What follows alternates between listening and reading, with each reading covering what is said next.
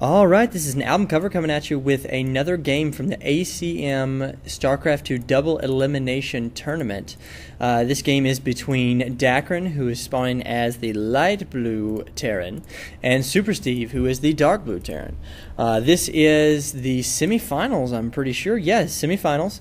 And make sure we want to thank our sponsors, Navigus.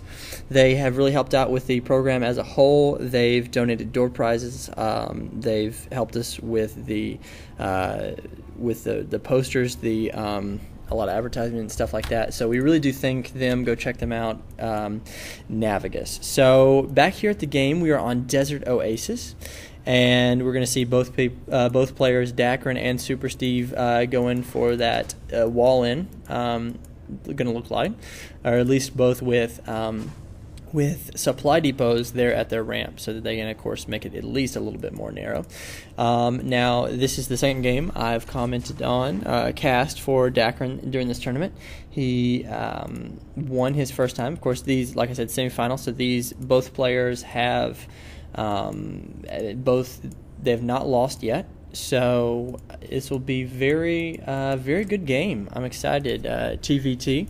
So here's to hoping that it doesn't turn into just a bunch of tanks and Vikings. So and then Dakrin does opt for the refinery before the barracks, so that will give him enough time to go straight into factory, and we could see a Destiny Cloud Fist build. For those of you that aren't familiar with that, that's the 1-1-1 build previously known as, and it's where you one barracks, one factory, one starport. So that's very versatile and can turn into a lot of different things. So I'm going to be interested in seeing that, going for the completing the wall off and not completing the wall off just yet. Okay, actually building the second supply depot back here to gain sight on some of his land in his main. So good try there. We'll probably see either a reactor or a tech lab or something going on the end of that barracks for SuperSteve. And of course, here goes the factory. Right when he was done with the barracks, he had enough for gas for the factory. I'm gonna throw that up, and I would not be surprised he's taking another refinery. I would not be surprised to see him go with a starport right after this. And all right, we see SuperSteve going for the engineering bay. I'm gonna hopefully get a couple of those early upgrades going for his infantry, or we could see a couple of missile turrets placed key locations around the base. Then Dakrin is actually going to send out and scout first. Neither player has actually been outside their base the entire game. So seeing the engineering bay go down, and actually doesn't have enough gas for any upgrades at the moment, so we're not going to see that quite yet. Taking the Zelnaga watchtower in the middle, so if there is any air attacks or air movement whatsoever towards each other's base, this little marine of Dakrin's will be able to spot that.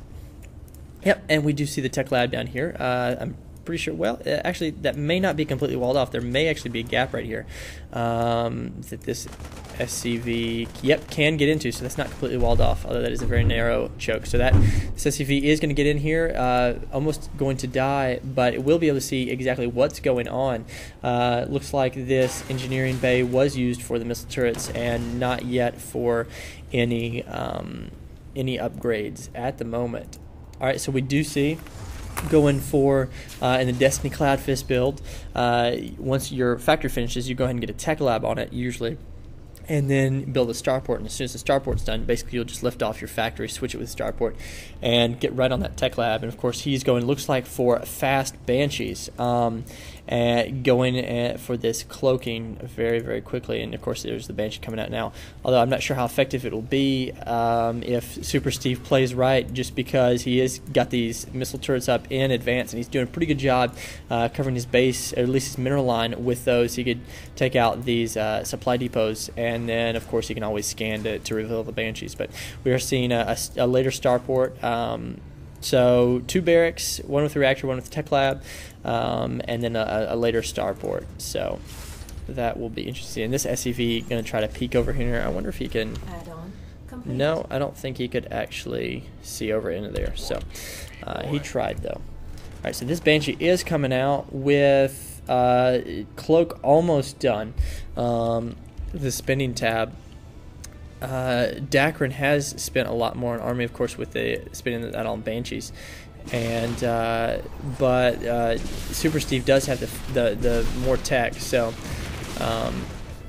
let's see, is Cloak done? Cloak is done. Yes, of course, and there he cloaks. And however, these missile turrets are going to help SuperSteve defend against that. And of course, Dakrin finds out the hard way on that. Looks like. Did he have a Banshee? No, I guess he was just too close to the missile turret, and that Banshee ended up getting taken out.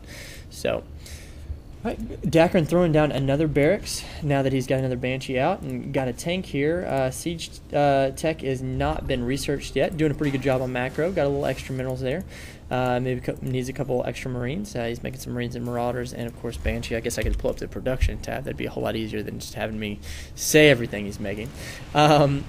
So we can see, look at the army tab. So SuperSteve's army is well, his army's bigger, but population, income-wise, SuperSteve has one more worker right now. So the units, yep. So one more worker. So that's a little small advantage. May play a big part in it. May not. So SuperSteve actually still has not gotten any of these infantry armor upgrades, and I feel like he's had this engineering bay. Yeah, he got it for these missile turrets, but he really needs to be doing a lot better.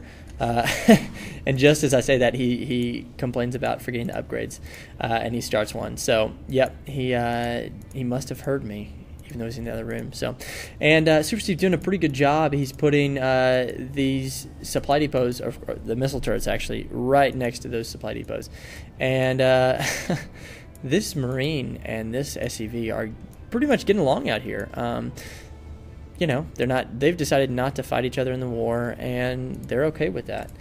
Dakrin going to go ahead and with this expansion, feeling safe enough right now. He's kind of showed his cards a little bit with those Banshees, and he's hoping that SuperSteve will commit a little bit too much to them, or try to have to react too much to them. And I feel like he definitely has with all these missile turrets right here. Yes, they're necessary to defend against this, but they're not the only defense.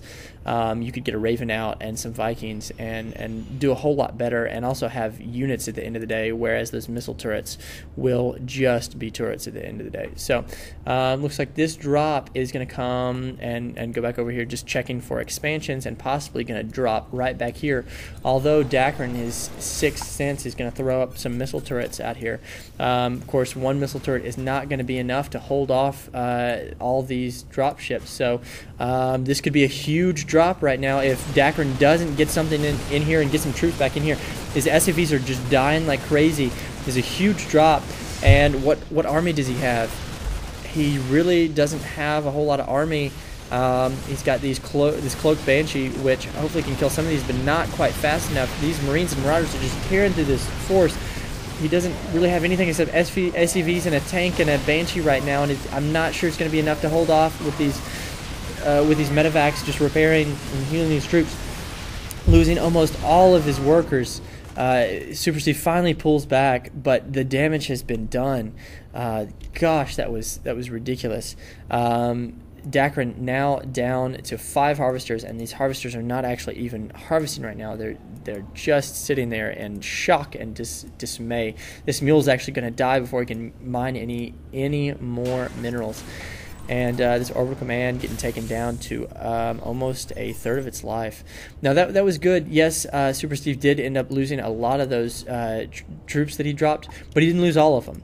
And that was because he could see that he was going to be held off, and instead of just throwing away his entire army, he was able to react smartly, and he was able to save some of his troops. Now Dakrin goes for a drop here, and this range is just within range of this engineering bay, and so SuperSteve drops right on Dakrin's troops and takes out that tank. This medevac's going to go down thanks to this missile turret, and right now SuperSteve's going to drop these units back down here, hopefully take out that medevac. And Dakrin is in a world of hurt right now. He's got 7 harvesters, and his income is actually fairly close just because of these mules right now. but he's able to produce just a few Marines, a few Marauders, and really needs to be focusing on those SCVs, which looks like what he's doing. But right now, he just really doesn't have a huge army, and of course he sees this scan. Dakrin sees this scan going on, so he thinks there may be another drop coming. But right now he's just SuperSteve's just scanning to see what he's got. Although he is preparing another drop. Look at this spending tab. And SuperSteve has been able to spend more on army and economy right now because he's well, actually he hasn't kept up with his macro more. He's got about 1,000 minerals right now, whereas Dakrin only has almost 300. So that is actually surprising. He's just been able to be aggressive and kill all these SCVs and really make Dakrin hurt very, very much economically. And if you can do that, then you can a lot of times win the game. So these units are just going to be dropped straight down on this tank. I like that because this tank is not going to shoot right next to itself. And this could be good game, guys, because the way that the tank works, it won't shoot something right next to it because the flash damage will actually hurt itself. So a lot of times you can drop right on the tank. Then of course the tank is pretty much useless, and of course the tank can't shoot air, so it can't actually shoot the drop ship. So this, I've got to say, this has got to be a good game. The units lost tab is just ridiculous. It's 3 times as much in SuperSteve's favor. So his drop really, what helped SuperSteve win this game was he was able to harass with a couple of drops, and he did throw down a lot of turrets, but I wouldn't say, I mean, he threw down enough so that he could definitely defend himself, but after that, he kept on the path that he was at and just defended himself in a way that he was vulnerable and still stuck to his path instead of completely changing his plan to react to his opponent. And so I really don't know what Dakrin can do at this point. He is just, if you look at the income, it's not looking good at all. And then of course units. Dakrin has got to just be thinking good game at this point.